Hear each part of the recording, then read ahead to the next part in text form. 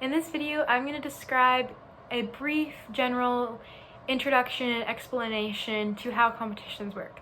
Competitions can be a little scary and sometimes a little daunting when you first go into them, especially if there's a lot of nerves. It is totally understandable, and so I want you to kind of have this introduction to how they work before you go into one. That way you kind of feel more prepared. So competitions work by age. And sometimes it happens where ages will be combined, but that's not really, it sometimes happens. Especially, it'll happen more now with COVID just because less people are competing, but that's not something to be worried about. So everything is done by age. So just as an example, I am a U15 dancer, or actually I was U15 before January 1st, but now I'm a U16 dancer because it changes every year. On January 1st, you move up the next age group. It's a little confusing kind of how it's decided, but when you go on to Feshworks, which is one of the websites to register for competitions, you put in the dancer's birthday and they figured that all out. And so the next thing to know is that competitions work by levels. And so the first level, you would compete in a first fesh competition if it is your first competition ever. You do one first fesh competition, and immediately after that competition, you move to beginner 1. And then beginner 2, and then novice, and then prize winner, and then PC, and then OC. PC stands for preliminary champion, and OC stands for open champion. It's not just a little extra information for you to know. So you would first start in first fesh, and then you would move up.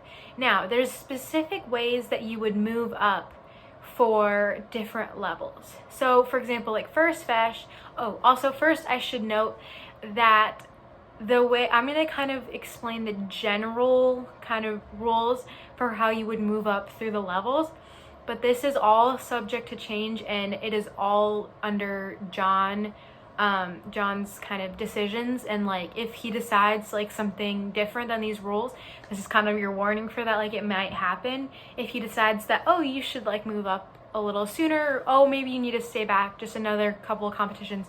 That is all up to him. These are just kind of the basic general rules, but again, everything is up to him, and yeah, so just know that going into this. So generally, you do your first fesh, and immediately after you're done with your first fesh, you move to beginner 1.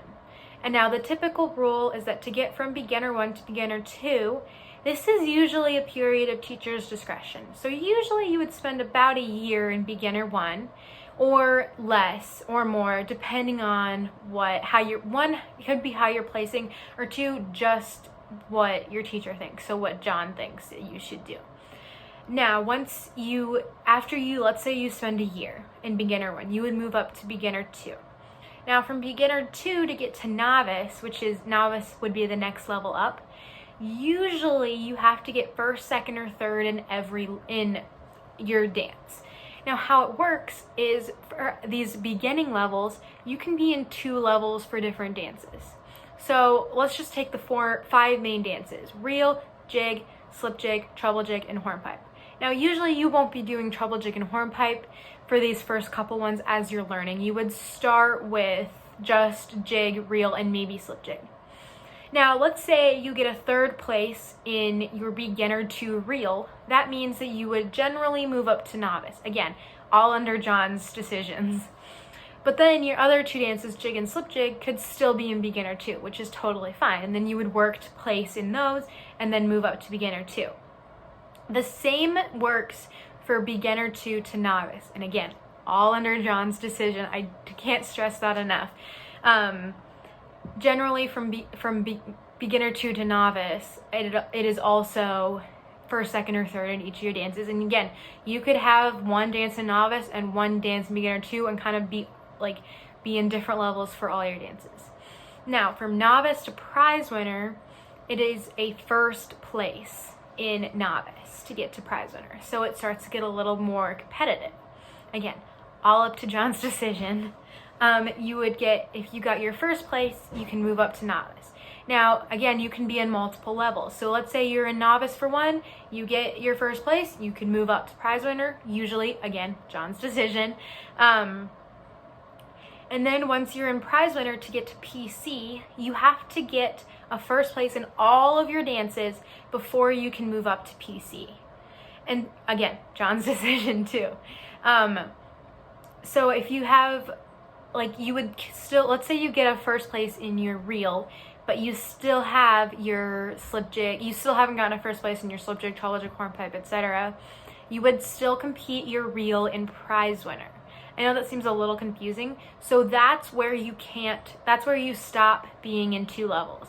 But once you get that first place in all of your dances for prize winner, you move up to PC. And then from PC to OC, generally it is 2 first places. And so it all varies on to what John says. These are just general rules, but again, John makes all of the decisions. And if you have any questions about, how your dancer plays, where they should be, all those questions should be directed to him. Yeah. So now I kind of want to talk about just like the different dances in general. So each dance has a different name, and that name is based on the name of the song. So reel is based on reel music, slip jig is based on slip jig music, etc. There is also fast and slow, and it is super important that before you go to a competition, you know whether you are fast or you are slow, because when you're fast or slow, it changes the music that you're dancing to. And so if you have any questions about what music your dancer should be dancing to, again, fast or slow, you can ask me or ask John. And that is super important to know before you go to a competition. Also, another note, people at competitions are super nice and friendly. And so even if they're not from O'Hara, and there will generally be another O'Hara family unless you're going somewhere far out of state, at a competition, so you can ask anyone, and anyone will be welcome to help you, usually. Yeah, and so that's kind of generally how the levels work, and so how the music works. There's also traditional set dances and hard shoe in general. So hard shoe includes treble jig, hornpipe, and any traditional set. Usually aren't learned until after a couple of years of dancing, and so usually you want to get a good base of soft shoe before you learn hard shoe. So there are 7 traditional set dances, and they have different names, and that means different music. And so John will decide what traditional set you will learn. Generally, you would learn St. Patrick's Day first, because it's the most basic one, and that video can be found on the steps page in the middle section.